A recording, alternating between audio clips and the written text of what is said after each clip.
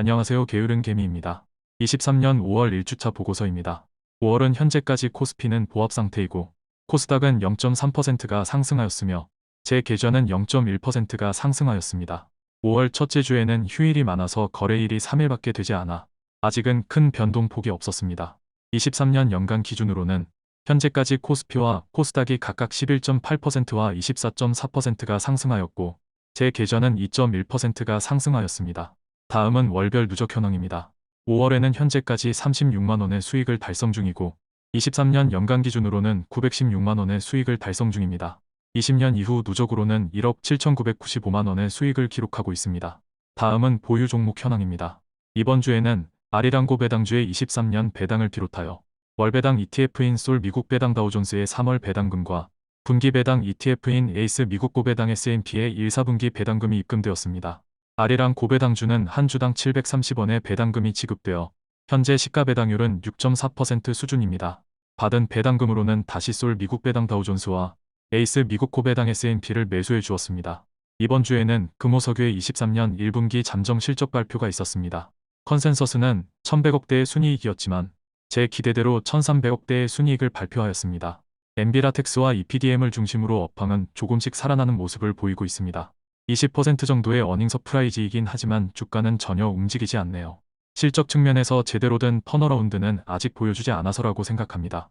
금호석유의 지배순이익은 21년 2조 원에서 22년 1조 원으로 줄었고 올해에는 약 5천억 원대 정도로 감소할 것으로 예상되지만 5천억도 사실 작은 규모는 아닙니다. 시가총액이 4조이기 때문에 PER 값은 8점대 정도 되지만 자사주가 20%가량 있다는 것을 고려하고 우선주는 거의 반값밖에 되지 않는 걸 생각하면 금호석유 우선주의 PER은 3점대 수준으로 판단됩니다. 가장 암흑기를 지나는 순간인데도 PER이 3점대 수준이니 제가 계속해서 금호석유에 기대를 하지 않을 수 없습니다. 게다가 PBR과 부채 비율도 작고 고배당 종목입니다. 거기에 올해도 1,000억 원의 자사주를 매입 중에 있으며 이후 소각하겠다라고 이미 발표를 했습니다. 이런 점들이 제가 금호석유를 가장 큰 비중으로 투자하고 있고 쉽게 떠나지 않는 이유입니다. 이번 주에 박창구 금호석유 회장이 무보수 명예회장으로 물러난다는 소식이 있었습니다. 박창구 회장은 과거 배임죄로 징역 3년과 집행유예 5년을 선고받고 25년 말까지 취업이 제한됐는데요. 집행유예 기간인 2019년 3월에 금호석유화학 대표에 취임했지만 법무부가 불승인했었습니다. 이에 불승인 취소 소송을 냈으나 이길 가능성이 없음을 감지하였는지 최근 소를 취하하였습니다. 지난 한 해에만 55억을 보수로 타갔고 지난 4년간 210억 정도의 돈을 타간 것입니다. 박창구 회장가 보유한 금호석유의 지분은 현재 6.31%입니다. 현재 시가로 대략 2,500억 정도 되는 지분입니다. 상속을 위해서는 1,000억이 넘는 상속세가 필요한 상황입니다. 이 돈을 마련하지 못해 지분이 줄어들수록 박철환 전 상무가 경영권을 탈환할 가능성이 점점 높아집니다. 게다가 박창구 회장이 불법 취업으로 매년 50억이 넘는 보수를 받아간 것을 고려하면 국민연금이 금호석유에 손을 들어주지 않을 수도 있습니다. 국민연금은 현재 금호석유의 지분을 6.59%를 들고 있어 충분히 캐스팅 보트 역할을 할 수 있을 것입니다. 그리고 박철환 전 상무의 매형은 허재명 전 일진머티리얼즈 사장입니다. 허재명 전 사장은 최근 일진머티리얼즈 매각을 완료하여 현재 2조 원에 가까운 현금을 손에 쥐고 있습니다. 그리고 최근에는 투자회사를 설립하였습니다. 마음만 먹으면 얼마든지 박철환 전 상무를 도와줄 수도 있는 상황입니다. 특히 금호석유의 가치가 현재 저평가되어 있기 때문에 시도해 볼만할 것입니다. 금호석유의 시가총액은 4조 정도인데 최근 3년간 거의 4조의 영업이익을 달성했습니다. 그 결과 금호석유의 자본은 2조 3천억대에서 5조 6천억대로 불었으며 부채 비율은 고작 30%대로 내려왔습니다.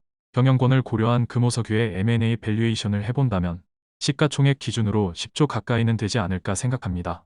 만약 박철환 전 상무 측의 주식 매입이 시작된다면 주가는 엄청난 급등을 보일 것입니다.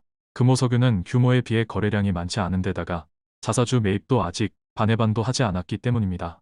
주가가 오르면 오를수록 급해지는 쪽은 박창구 회장 쪽입니다. 지금은 상속세가 1,000억 원 정도이지만 주가가 2배로 오르면 2,000억 원의 현금이 필요해지기 때문입니다. 앞으로 금호석유의 경영권에 어떤 변화가 생길지 지켜봐야겠습니다. 마지막으로 원금과 평가금 현황입니다. 2020년 이후 지금까지 투입된 총 원금은 2억 8,800만원 수준이고 현재 평가금은 4억 6,800만원 수준입니다. 이것으로 5월 1주차 투자보고서를 마치겠습니다. 좋아요와 구독을 누르시면 부자 됩니다.